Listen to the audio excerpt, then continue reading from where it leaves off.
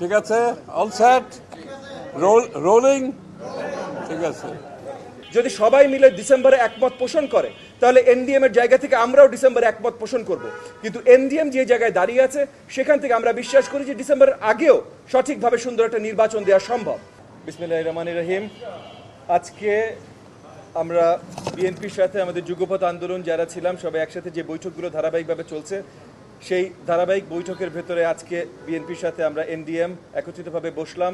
আমাদের আলোচনার মূল লক্ষ্যটা ছিল যে যেই বিশ্বাস নিয়ে, যেই চেতনা নিয়ে আমরা এতদিন যুগপৎ আন্দোলনে ছিলাম, ফ্যাসিস্ট বিরোধী সরকারের বিরুদ্ধে আন্দোলন করে সেই সরকারকে বিতাড়িত করলাম, যেই চাওয়াটা নিয়ে, যে চেতনা নিয়ে আমরা এই আন্দোলন করলাম যে জনগণের সঠিক দাবি, তাদের ভোটের অধিকার তাদের কাছে ফিরিয়ে দেব, সেটা নিয়ে আমরা এখন কিভাবে সবচেয়ে ভালোভাবে কাজ করতে পারি।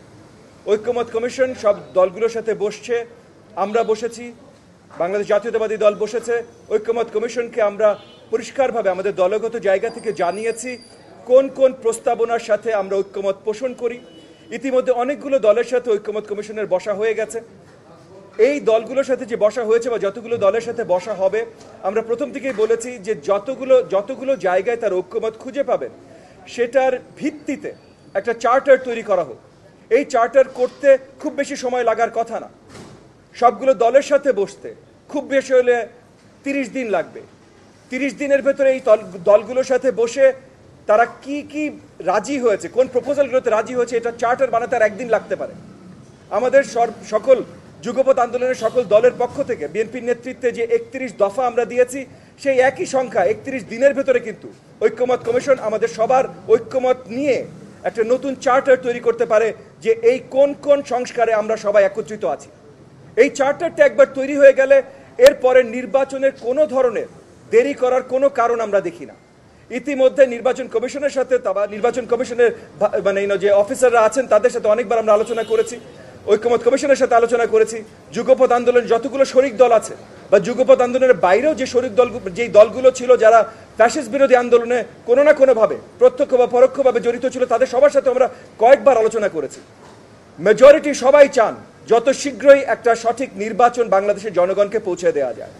এবং এই জায়গা থেকে আমরা বিশ্বাস করি, যদিও সরকার বলেছে ডিসেম্বর থেকে তারপরের জুন পর্যন্ত, অনেকগুলো রাজনৈতিক দল ডিসেম্বরে একমত হয়েছে, যদি সবাই মিলে ডিসেম্বরে একমত পোষণ করে তাহলে এনডিএম এর জায়গা থেকে আমরাও ডিসেম্বরে একমত পোষণ করব।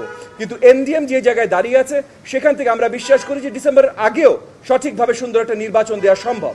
হয়তো সেপ্টেম্বর বা অক্টোবর মাসের ভিতরে একটা সুন্দর নির্বাচন দেওয়া সম্ভব। আর সেটা যদি সম্ভব হয় এবং তার আগে যদি ঐক্যমত একটা চার্টার তৈরি করা যায়, তাহলে আমরা কেন ভাই ডিসেম্বর পর্যন্তই বা বিলম্ব করব?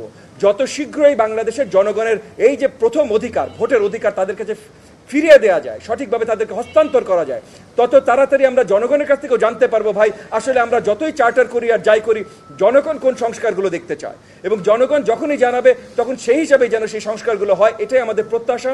আজকে আমাদের এই যুগপৎ আন্দোলনের এই যে আমাদের মিটিংটা ছিল, এই মিটিংয়ের মাধ্যমে আমরা একই আলোচনা করেছি এবং আমাদের বিশ্বাস যে বিএনপির জায়গা থেকে, এনডিএম এর জায়গা থেকে আমরা এই সবগুলো জায়গায় মোটামুটি একমত পোষণ করি।